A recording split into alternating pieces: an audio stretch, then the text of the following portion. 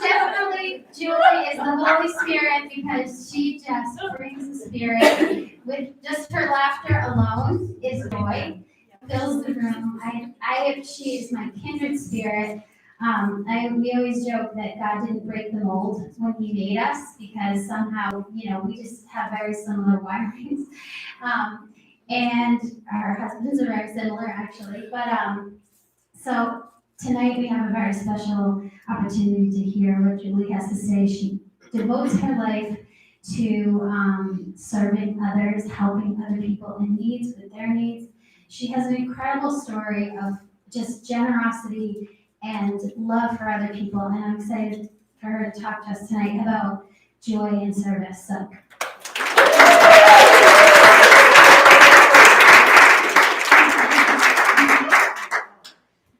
Wow. What a great weekend it's been so far, huh? Yeah. Holy cow, let's give the big thanks to the planning team again. And really the small group leaders, I don't know about the rest of you, but my small group has been incredible. It's just been so good to get to know people, and this amazing venue is just beautiful. So when Cindy first asked me to share on this topic of joy and service, and then told me I got to speak alongside Heather and here's Laura. I'm looking for Jesus. And Cindy, really, my yes was a no-brainer. And these women are incredible, and planning with them has been just a joy. As Heather mentioned last month when we got together to brainstorm about this topic and do some planning, I was literally hoarse the following week after our time together from laughing so hard. It was just great. We experienced joy even in thinking about what to share with you. Really, what a gift. So during our time together this evening, we're going to explore the science, the public opinion, personal experience, and what I believe to be the root of joy in serving. And my hope is that by the end of our time tonight, that you will have learned something new about joy in serving, or something new about yourself, and that you will take action on it. So I encourage you to write it down and tell someone else what your takeaway is, what your next step is to lean into what God is speaking to you in your heart and in your mind. So back in 2015, Jenny Santee wrote a book titled Giving Way to Happiness, Stories and Science Behind the Life-Changing Power of Giving. And then Time Magazine captured the gist of this book in an article that was written by Ms. Santee called The Secret to Happiness is Helping Others. And in that article, she describes a Chinese saying that goes like this: if you want happiness for an hour, take a nap. If you want happiness for a day, go fishing. If you want happiness for a year, inherit a fortune. And if you want happiness for a lifetime, help somebody. Amen. For centuries, the greatest thinkers have suggested the same thing. Happiness is found in helping others. So here are some quotes by some famous people, and let's see if you recognize them. Just shout it out if you know about this topic. For it is in giving that we receive. Saint Francis. Yes, good job. Saint Francis of Assisi. Wow. Nice. I win prizes, I'm sorry. I'll take the mom's All right, the sole meaning of life is to serve humanity. Leo Tolstoy. We make a living by what we get. We make a life by what we give. Come on, history buffs. Mother Teresa? Good guess. Winston Churchill. This next one's my favorite. Making money is a happiness. Making other people happy is a super happiness. Great. I love that term, super happiness. Nobel Peace Prize recipient Muhammad Yunus. And the last one, giving back is as good for you as it is for those you are helping, because giving gives you purpose. When you have a purpose-driven life, you're a happier person. Wow, I knew most of you are church followers, We guess that. It's Goldie Hawn. Right? I was like, did she go to his church? So, right, we learned very early that it is better to give than to receive. The saying is drummed into our heads from our first slice of shared birthday cake. But is there a deeper truth behind this truism? And the resounding answer actually is yes. Scientific research provides compelling data to support the anecdotal evidence that giving is a powerful pathway to personal growth and to lasting happiness. Through fMRI technology, we now know that giving activates the same parts of the brain that are stimulated, Terry, by food and sex. We had that. We talked about that in our small group. Sorry to plug out.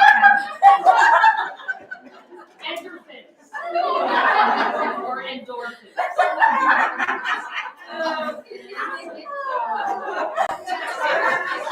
You said that in our small group, I'm like,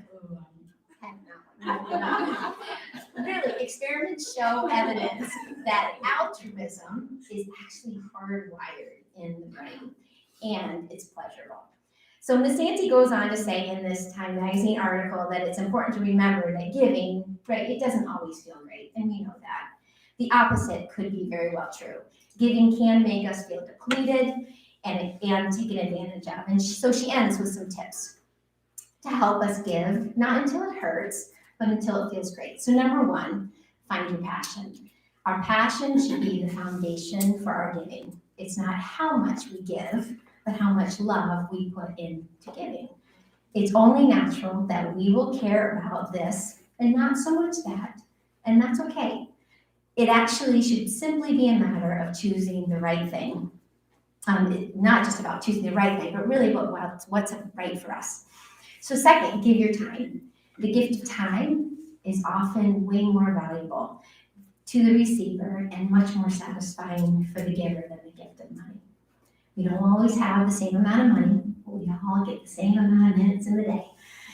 And so whether that means we devote our lifetimes to service or just give a few hours each day or even just a few days a year. 3, give to organizations with transparent aims and results. So according to Harvard scientist Michael Norton, giving to a cause that specifies what they're going to do with your money leads to more happiness than giving to an umbrella cause when you're not so sure where your money's going. Number 4, find ways to integrate your interests and your skills with the needs of others. So selfless giving, in the absence of self-preservation instincts, easily becomes overwhelming, says Adam Grant, author of Give and Take. It's important to be what he calls otherish, which he defines as being willing to give more than you receive, but still keeping your own interests in sight. And I think that simply means being aware of how God uniquely made each one of us with specific passions and skills and wiring, and it's important to be aware of that and to embrace it. So number 5, be proactive, not reactive.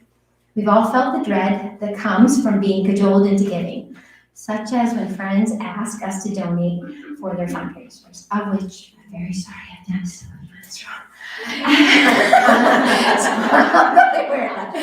In these cases, we are sometimes more likely to give to avoid humiliation rather than out of generosity and of concern. So this type of giving doesn't usually lead to a warm, glowy feeling. More likely, it can lead to resentment. So be aware of it. And so instead, we really should set aside time. Be proactive. Think about your options and find the best charity that fit your values. And her 6th suggestion is to not be guilt-tripped into giving. She states that she doesn't want to discourage people from giving to good causes just because that doesn't always cheer us up.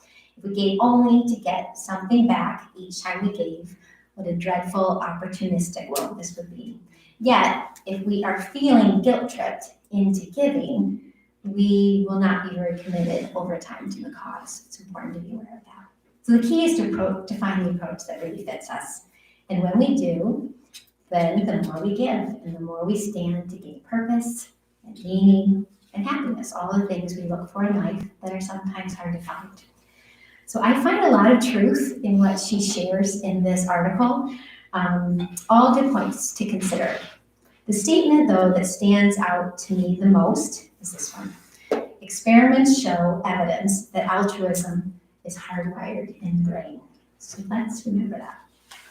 A couple of years ago, social psychologist Elizabeth Dunn did a TED Talk, sharing research that shows that helping others actually makes us happier.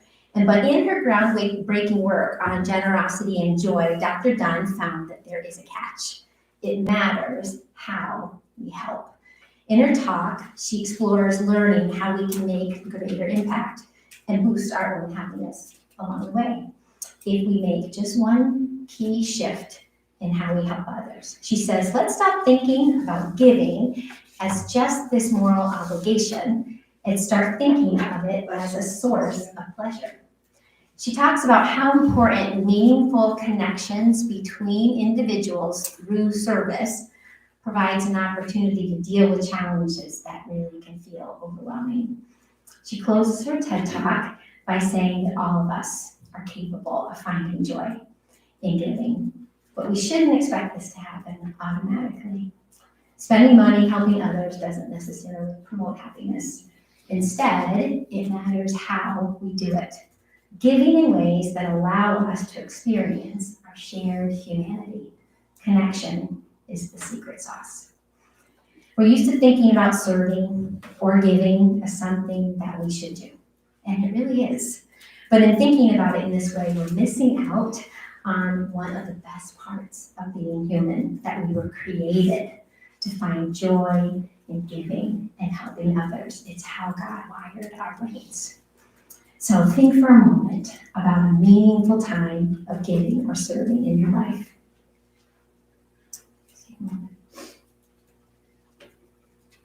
What made it so special? What were you feeling? So a few recent moments come to mind for me. So I love to cook, and my kids love to eat my food. So I recently made my famous salsa and guacamole for my daughter and her soccer team up at Gordon College. And to see the delight on their faces as they ate was such a gift for me. I felt joy making food and then joy giving. I also have a big garden at our little summer cottage in Athol where we spend all summer. And this year we had more vegetables from it than we could eat and even share with our closest neighbors and our family members who live next door. And I really hate wasting food. And I've been praying for an opportunity to get to know some of the other people who live on our street that I really haven't developed a relationship with yet. So I told all of our neighbors that they could come and pick anything from the garden anytime they wanted. I waited and waited, and nobody came. And realizing people were probably not doing that because that's a little weird, going into somebody else's property and pick something. I was like, okay, I need to game plan something else. So I created a farm stand in front of our house, and I let all of the neighbors know that they could come and take any of the leftovers that they wanted. And that made all the difference. So we had a handful of regulars who would come by each day, actually. And there was this one woman who would come by with her little girl that I especially enjoyed sharing with. And eventually they started to hang out with me a little longer each time. And her daughter enjoyed swimming in our pond while Mom and I talked. So sharing the bounty from the garden created an opportunity for me to develop a relationship with this stranger that I doubt I would have met otherwise. God is so good that way. And planning and tending the garden brings me great joy because it's God's creation. And I love to what is cool. I was shutting it off because it was making noises, so. No worries. I love to be outside. And sharing what we have really brings me joy because I want to be a good steward of what God provided. It helps me know that meeting a felt need. And then the relationship that developed out of serving brings me joy because it's a God experience. When other people courageously share their story with me, each of us, it's really an honor. It's quite something to be invited into someone's life, their experiences of happiness and suffering. And those are the moments that I really marvel at how big God is and yet how personal he is with each of us. When I think about people in my life that stand out for showing joy in serving, I think of a woman named Susan, who actually I called on my way down here to tell her I was going to share this story. And I said, Susan, because I'm going to see her in a couple weeks. I'm like, is there anything else that you need from me? And she's like, yeah, you could have brought me to the retreat.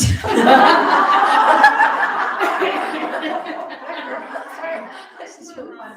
Anyway, I'm not giving you her real name because I might bring her next year. So I've known Susan for 8 years through my work at Bethany Christian Services, and she knows the Bible better than most people I have ever met. She's incredibly smart and funny. She has also experienced more pain and disappointment in her 50 years of life than I really could ever imagine going through. She lives in a little apartment, very simply, cannot work due to a disability, and she's an alcoholic who has been in and out of jail and detox and recovery programs for her substance use for many years. Susan also finds great joy in helping or serving others. It's really Christ in her. She knows the heart of the sufferer, and she moves toward people in pain. When I first got to know Susan, I thought I would be the one helping her. And I do, by sharing stuff and listening to her and praying with her. But Susan has really helped me by showing me how much she gives with so little, and how she's not afraid to move toward those suffering to serve them by being with them in relationship, in the mess. And she does this even when struggling with her own demons. It's really quite miraculous to watch. I read a book years ago called A Cup of Coffee at the Soul Cafe by Leonard Sweet, and I think the reason I can still remember it is because it really made such a strong impression on me. It talked about creating margin in our lives so that we don't miss these God moments to give presence to each other. Our full attention is such a gift. And it's really a big part of finding joy in serving others. Our lives get so busy, and when we're not mindful of making time to just be with each other and time to be and fully attend to even strangers, we miss what God is inviting us into. Serving can be as simple as standing in the in the line at the grocery store and listening to the cashier, smiling, helping somebody with their cart, or asking a parent with a screaming kid if you can help, rather than quietly judge them. So science and personal experience teach us that we find joy in serving others.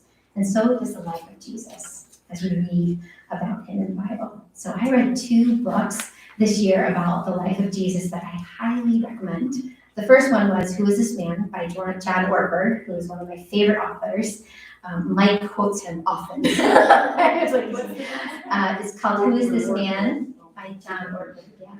And the second I just finished, and I brought copies to share with you. It's called Gentle and Lowly by Dane Ortland. And seriously, it brings me great joy to share copies of this book because it made a huge impact on me and my thinking about Jesus. And for you to take one and read it is a gift to me. So there's a bunch in the back there. You can see, I like flags, like I ruined this book. I flagged it so much. So it's just awesome. So anyways, I really think that to understand the root of joy in serving, we need to look at the heart of Jesus. And it's really where the secret to joy in serving lies. So much of the content that I'm going to share with you now is really about the heart of Jesus, and it comes from Dane's book, literally. So this is like a sneak preview. So really, in the 4 gospel accounts given to us in the New Testament books of the Bible, Matthew, Mark, Luke, and John, which are all about the life of Jesus, we find 89 chapters, but only one place where Jesus tells us about his heart. And we learned so much in the 4 books about his birth, his teaching, ministry, disciples, prayer life, habits. We learned about his unjust arrest, shameful death, and astonishing resurrection. But in only one place do we read Jesus himself open up to us about his very heart.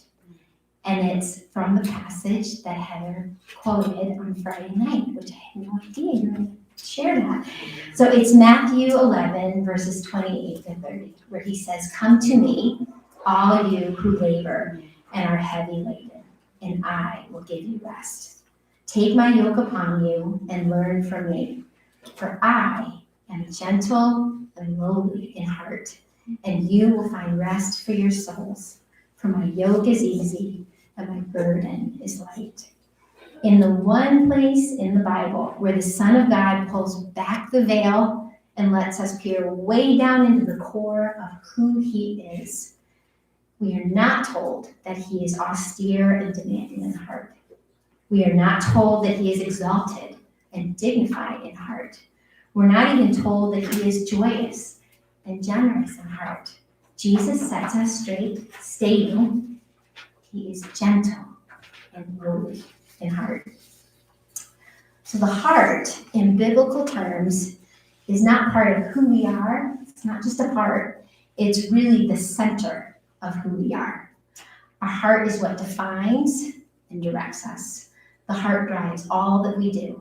And when Jesus tells us what is most true of him, he says, gentle and lowly. Gentle. So this word actually translates to meek and humble in the Bible. Jesus is not harsh, reactionary, easily exasperated. The posture most natural to him is not pointed finger, but open arms. Lowly. The meaning of the word lowly overlaps with that of gentle and humble. Most of us think of humility as a virtue, but actually, typically throughout the New Testament, humility is a sense of destitution or being thrust downward by life circumstances. Found in the book of Luke, in Mary's song while pregnant with Jesus, this word is used to speak of the way God exalts those who are of a humble estate. In the book of Romans, the Apostle Paul uses the word when he tells us to not be proud, but to associate with the lowly, referring to the socially unimpressive, those who are willing to do menial labor. The point in saying that Jesus is lowly is that he is accessible. Verse 28 of the passage in Matthew 11 tells us explicitly who qualifies to be Jesus' friend. All who labor and are heavy laden. You don't need to unburden or collect yourself and then come to Jesus. Your burden is what qualifies you to come. No payment required. He says, I give you rest. His rest is a gift, not a transaction. It's so important that we get this before we look deeper at joy in serving, because it's from embracing this understanding of the heart of Christ toward us that we really find the root of joy. Gentle and lowly. This is Christ's very heart, who he is, tender, open, welcoming, accommodating, understanding, willing for all who approach him. And what we see Jesus claim with his words, we actually see him prove with his actions time and time again in all 4 of the Gospels. What he is, he does. When the leper says, Lord, if you will, you can make me clean, Jesus immediately stretches out his hand and touches him with the words, I will, be clean. The word will, in both the leper's request and in Jesus' answer, is the Greek word for wish or desire. The leper was asking about Jesus' deepest desire, and Jesus revealed his deepest desire by healing him. When a group of men bring their paralyzed friend to Jesus, Jesus cannot even wait for them to ask for him what they want. It tells us in Matthew 9, when Jesus saw their faith, he said to the paralyzed man, take heart, my son, your sins are forgiven. And before they could even open their mouths to ask for help, Jesus couldn't stop, poured out words of reassurance and calm. Traveling from town to town, we read again in Matthew that Jesus saw the crowds and he had compassion for them. They were harassed and helpless. So he teaches them and heals their diseases. This compassion comes in waves over waves, again in Jesus' ministry, driving him to heal the sick, to feed the hungry, to teach the crowds and wipe away the tears of those who have lost a loved one. The Greek word for compassion is the same in all the texts in the Bible, and it actually literally refers to the guts or the bowels of a person. It's an ancient way of referring to what rises up from one's innermost core. The compassion, this compassion reflects the deepest heart of Christ for us. Twice in the Gospels we're told that Jesus broke down and wept, sobbed. And in neither case is it sorrow for himself or his own pains. In both cases, it's sorrow over another. His deepest anguish was the anguish of others. What drew his heart out to point of tears, the tears of others. Time and time again, it's those that society found morally disgusting, socially reviled, the inexcusable and undeserving, who so not simply receive Jesus' mercy, but to whom Jesus most naturally gravitates. He is described by his enemies as the friend of sinners. The Jesus given to us in the Gospels is not simply one who loves, but one who is love. So this is really deeper than saying that Jesus is loving or merciful or gracious.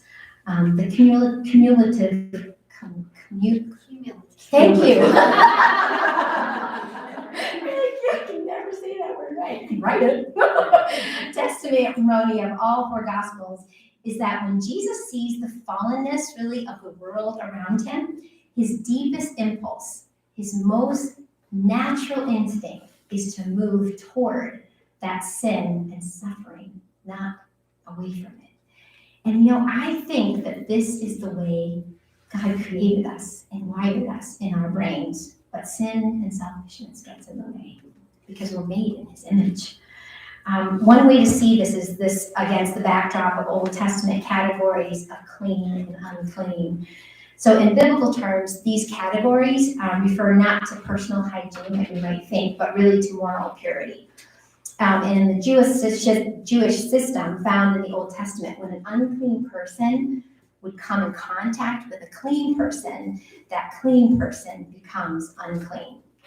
There were a lot of rules around this in the Old Testament. So moral dirtiness, in essence, was contagious. So now consider Jesus, who comes and turns everything upside down to restore our fallen world.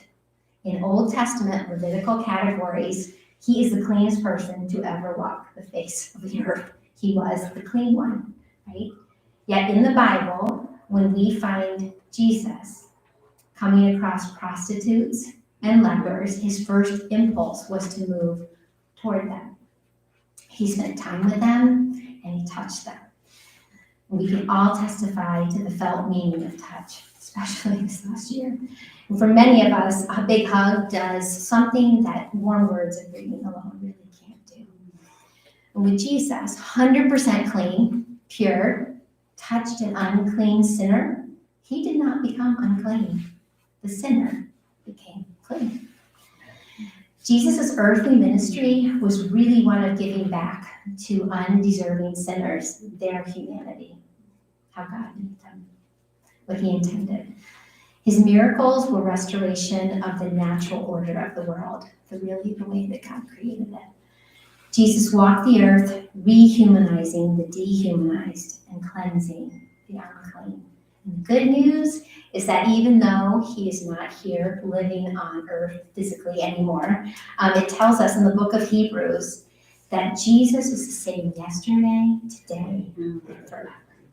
And so the same Jesus who cried at the tomb of Lazarus cries with us in our lonely despair.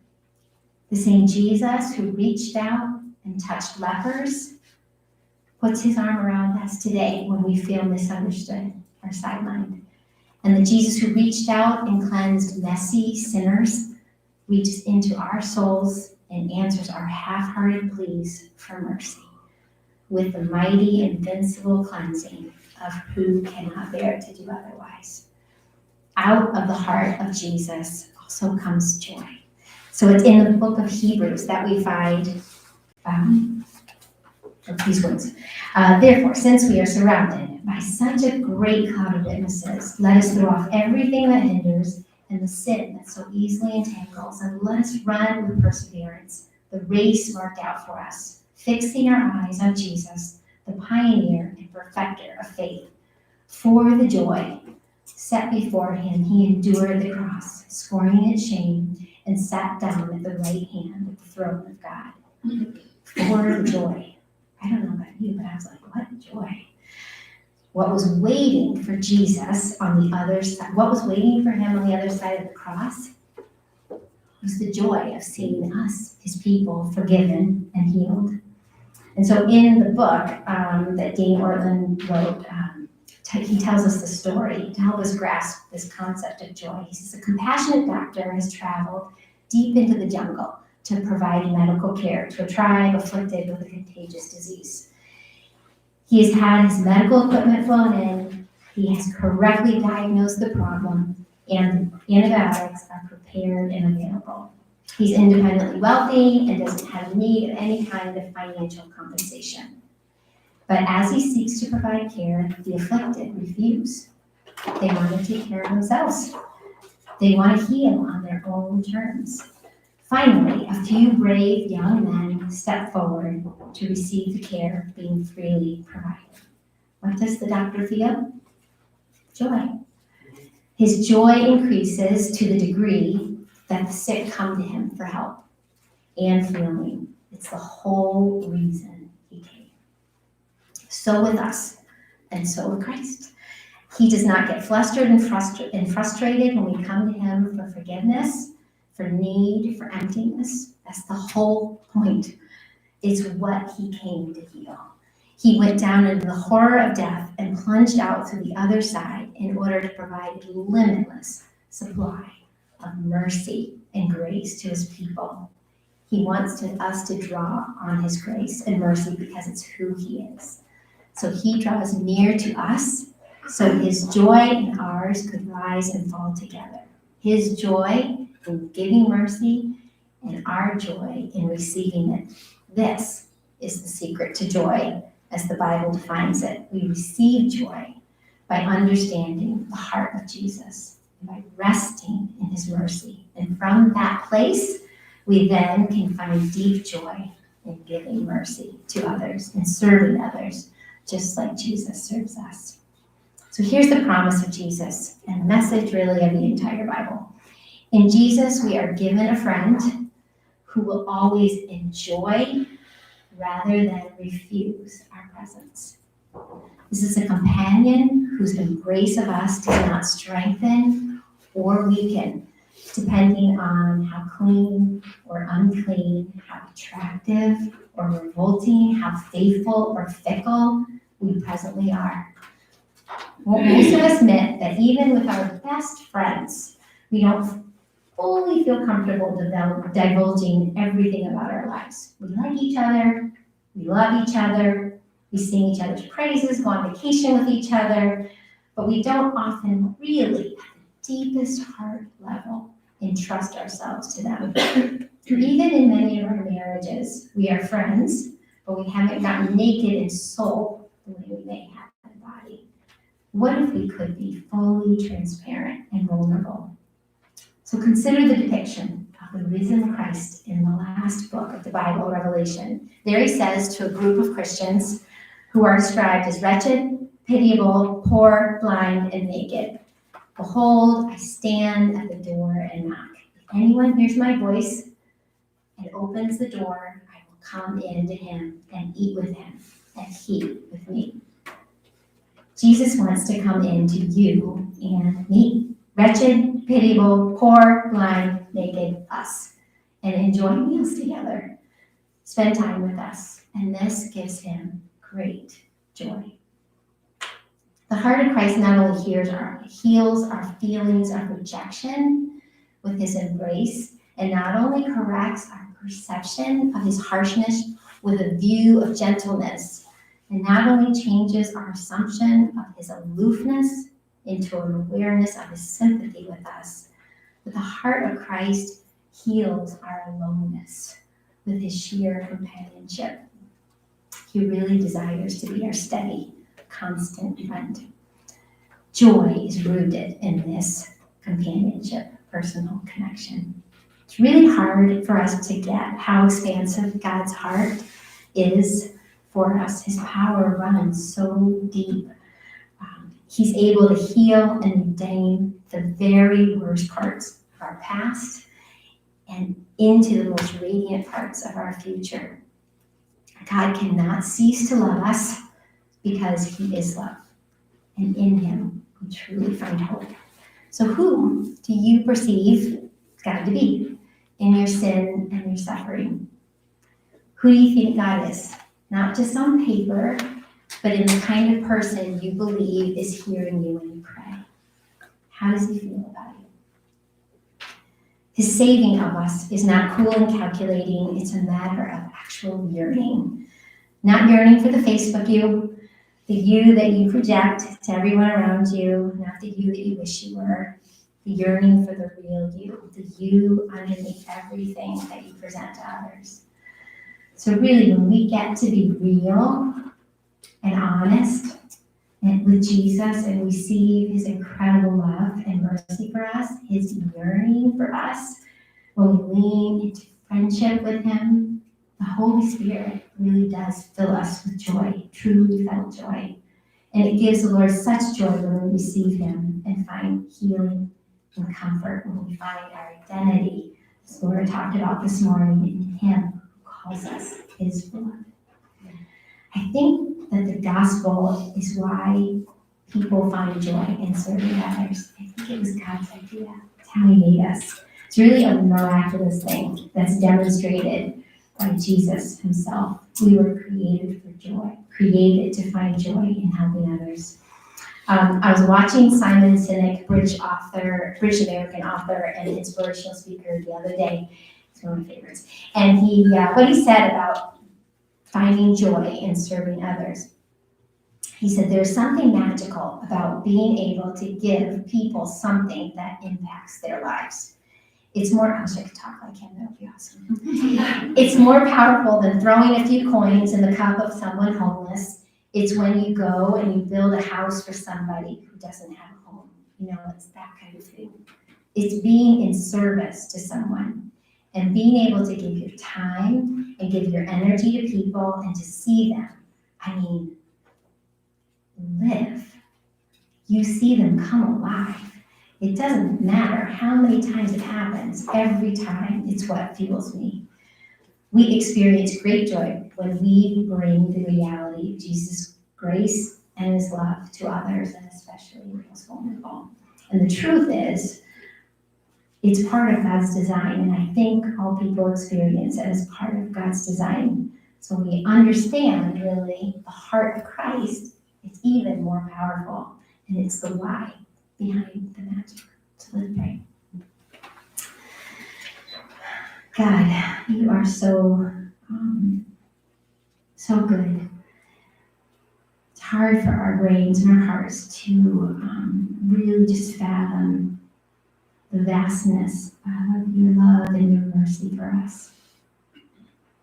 Lord, that you would even, through the gift of your Son, call us holy in your beloved. Father, I pray that your Spirit would give us courage to be real with you, to be real with other people, Lord, and just to receive the greatness of your love for us. God, we thank you so much for this time to be with each other. It's time to learn and to rest and have fun. And just pray for your blessings over the rest of the evening, Lord. We pray for your healing for those who are hurting.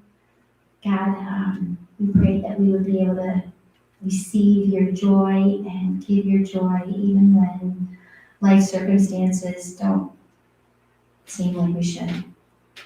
that's truly only in you. And we thank you. In your name we pray, amen. Are you gonna, do you wanna do a song or do you wanna do? Okay, so we're gonna watch this short video clip, before we head to our small groups. This is gonna be number one question in your small groups, and, this is kind of a silly video. It's actually, created for a Taiwanese, like,